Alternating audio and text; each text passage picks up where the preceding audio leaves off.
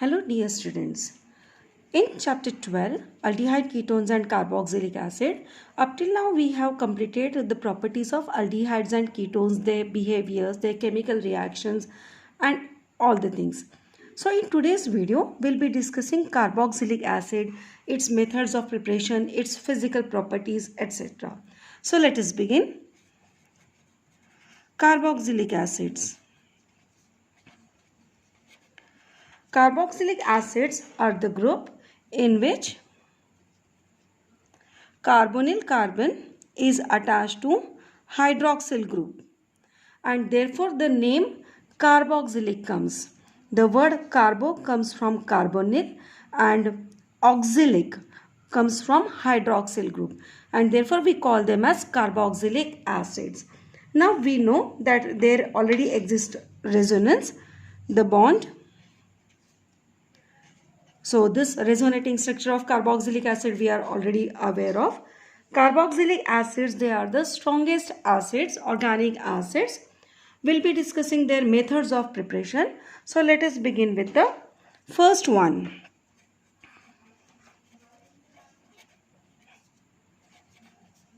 There are various methods by which we can prepare carboxylic acids.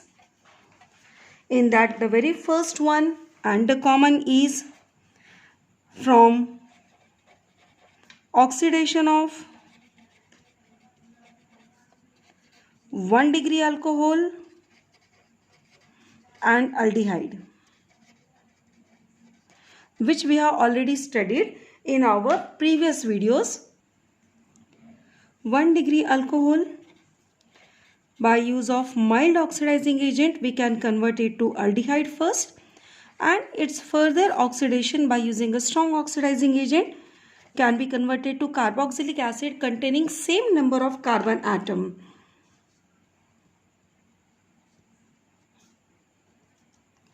Now the question is, so many times students get confused which oxidizing agent to be used. Now there is one trick that we can look for the oxidation states. If the changes in oxidation state are smaller, we can go for milder oxidizing or reducing agent. But if the changes in oxidation states are large enough, then we have to prefer stronger oxidizing or reducing agent. Like in alcohol, generally the oxidation state of carbon is -1 and that of aldehyde is +1, and therefore mild oxidizing agent can be preferred here. Whereas in carboxylic acid the oxidation state of carbon is +3 and therefore here we need strong oxidizing agent.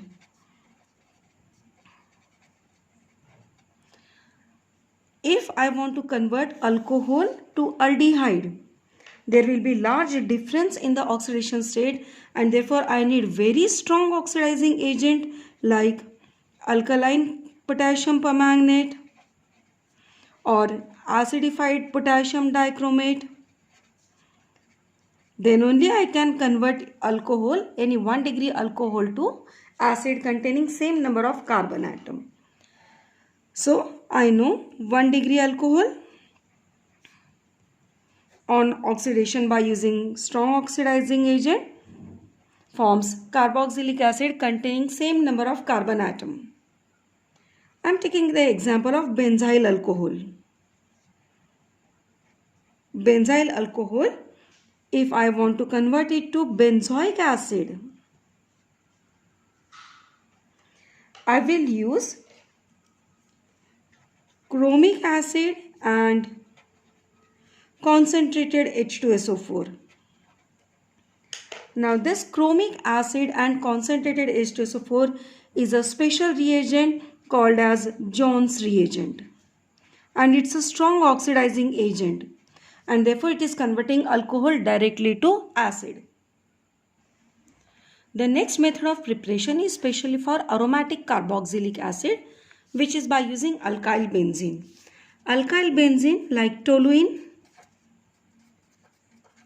can be converted to simplest aromatic acid, which is benzoic acid, by using hot alkaline KMnO4. Now whenever we are using hot alkaline KMnO4, always we'll get first potassium salt, and its further hydrolysis gives us the acid. Now don't forget this step. If you are showing it in one step, then this you have to write as number 1, and at number 2 you will be writing hydrolysis. Now this was with only one alkyl group. Suppose I have two alkyl groups. For example,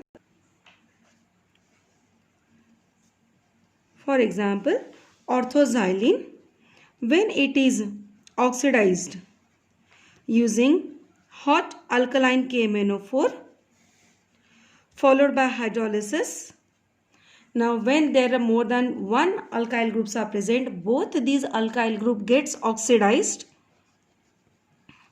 and we get phthalic acid.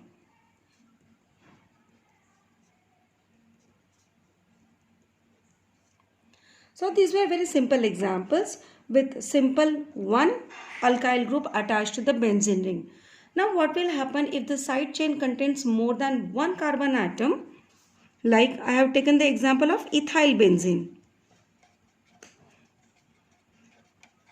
Ethyl benzene, if it is subjected to oxidation. Now the question is whether this carbon will get oxidized or carbon which is directly attached to benzene, that will get oxidized. Now this is a very interesting case. The carbon which is directly attached to benzene ring, it is called as benzylic carbon. And it is highly activated. It is so activated that if it is attached to hydrogen, then this complete side chain gets oxidized and we get our simplest aromatic acid, carboxylic acid. The remaining one gets oxidized to carbon dioxide. So we have to remember this rule. If the side chain contains more than one alkyl group, because of high activation of benzylic carbon, it will get completely oxidized to acid. So this you have to remember that benzylic carbon, if it is attached to hydrogen, directly it gets oxidized to carboxylic acid. The next preparation method is by using nitriles or amides. Now the interesting thing is that the oxidation state of carbon in nitrile or amide is the same as that of carboxylic acid, and therefore direct hydrolysis can easily give you the product. Let us take the example of methyl cyanide. This on hydrolysis, complete hydrolysis gives carboxylic acid containing same number of carbon atom. But the interesting thing or the twist in this is that suppose we are using dilute acid, then we get the product carboxylic acid. But if I use concentrated acid, then nitrile will first get converted to amide, and then I have to carry out complete hydrolysis so as to convert it into carboxylic acid along with the production of ammonia. So this you have to remember, conversion of nitrile to carboxylic acid requires dilute acid, but if it is a two-step conversion, you have to use concentrated acid, convert it into amide, and then further hydrolysis will give you acid. There are plenty of ways by which we can produce carboxylic acid. Some we have discussed right now, and next is by using Grignard reagent we can produce acid which has more number of carbon atoms, and therefore it is also called as ascent of series or stepping up. We can increase 1, 2, 3 or multiple number of carbon atom. Let us discuss one example. Methyl magnesium bromide when treated with carbon dioxide. Whenever we are preparing carboxylic acid by using Grignard reagent, the given Grignard reagent by default you have to make it react with carbon dioxide in presence of dry ether. We have already studied the mechanism of Grignard reagent in our previous videos. We already know the charges present on them.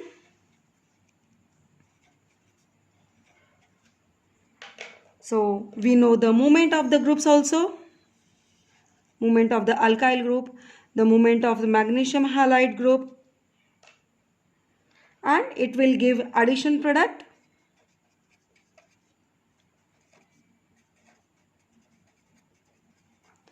Which on hydrolysis gives carboxylic acid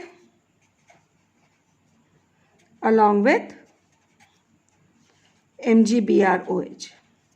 So this is a very simple technique to remember the reactions with Grignard reagent. We'll have one more example. So next we'll try to prepare aromatic acid. So I have taken the example of phenyl magnesium iodide that is made to react with carbon dioxide in presence of dry ether followed by hydrolysis. If you remember the reaction mechanism, I hope you are able to guess the product.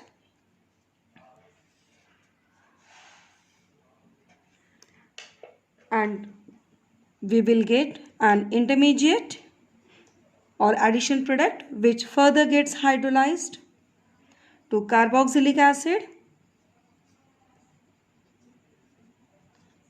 So this is a very simple technique to convert Grignard reagent to carboxylic acid.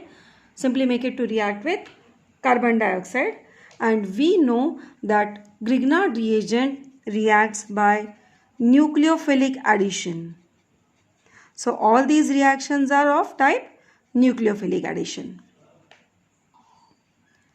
Any acid derivative, we can hydrolyze them and convert it into acid. Now what are the acid derivatives which are derived from carboxylic acid? One we have just now studied, amide. Next is acyl chloride, acid anhydride, ester. All these are acid derivatives and their hydrolysis directly gives us carboxylic acid. This method we have already discussed. So I will start with acyl chloride. Benzoyl chloride, when it is hydrolyzed, we get benzoic acid along with HCl. Now there is a very simple method to remember the byproduct. Remember the cleavage. The hydroxyl group goes with the carbonyl group. Hydrogen group will go to this terminal functional group, and therefore we have got HCl as a byproduct and C6H5COH, which is benzoic acid, we have got as the main product. Acetic anhydride. This on hydrolysis gives 2 moles of acetic acid. So I am discussing now the last acid derivative, which is ester. I have taken the example of ethyl butanoate when it is hydrolyzed by using, let's say, sodium hydroxide. The byproduct or how the cleavage will take place, this one. This bond will get cleaved. Hydroxyl part goes with ethyl group and the sodium part goes with the carbonyl part, and therefore first of all we get the salt of the acid, and now this salt on further hydrolysis, now this is not H plus, it's treatment with NaOH, will give us butanoic acid. Now so many times the hydrolysis is shown by using either H plus or H2O or H3O plus. All these are the ways to represent hydrolysis. We can even use aromatic esters like ethyl benzoate.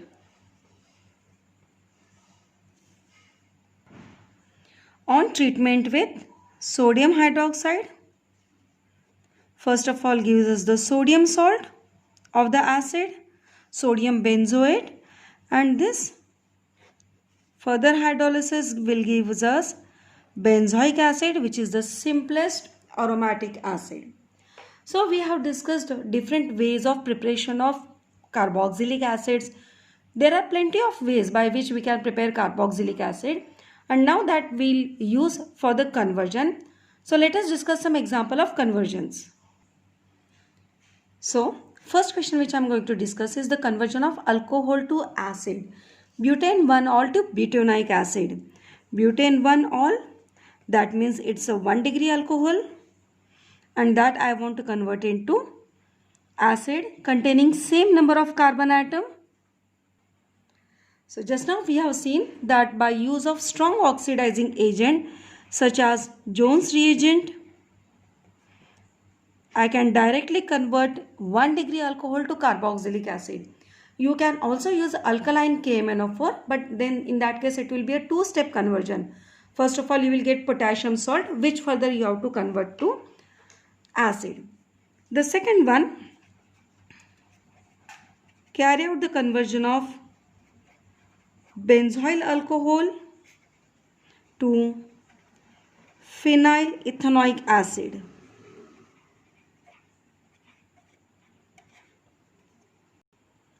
To carry out this conversion, first of all, I must know the structure of benzyl alcohol and phenyl ethanoic acid. Benzyl alcohol is CH2OH attached to benzene group, and phenyl ethanoic acid, that is acetic acid, which is attached to benzene. Okay. Now there is a difference between these two. I want to increase the number of carbon atom. So increase the number of carbon atom, there are various ways. By use of Grignard reagent or by use of cyanide, I can increase the number of carbon atom. But since here I have to increase only one carbon atom, and therefore I will prefer the method of substitution of cyanide. For the substitution of cyanide, I need to convert it into halide. So first of all, benzyl alcohol is treated with hydrogen bromide, where bromine will substitute hydroxyl group, that I will make to react with potassium cyanide, and therefore this halide will be substituted, nucleophilic substitution reaction, by cyanide, and now its hydrolysis will give us phenyl ethanoic acid. The next one is 4-methyl acetophenone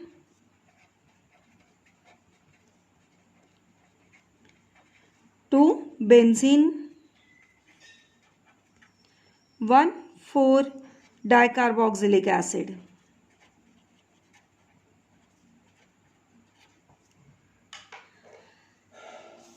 Methyl acetophenone. So first of all, this is acetophenone, and on fourth position methyl group. So just now in the preparation methods we have seen that during the oxidation all the alkyl groups will get oxidized. So use of hot alkaline KMnO4 will give me the salt.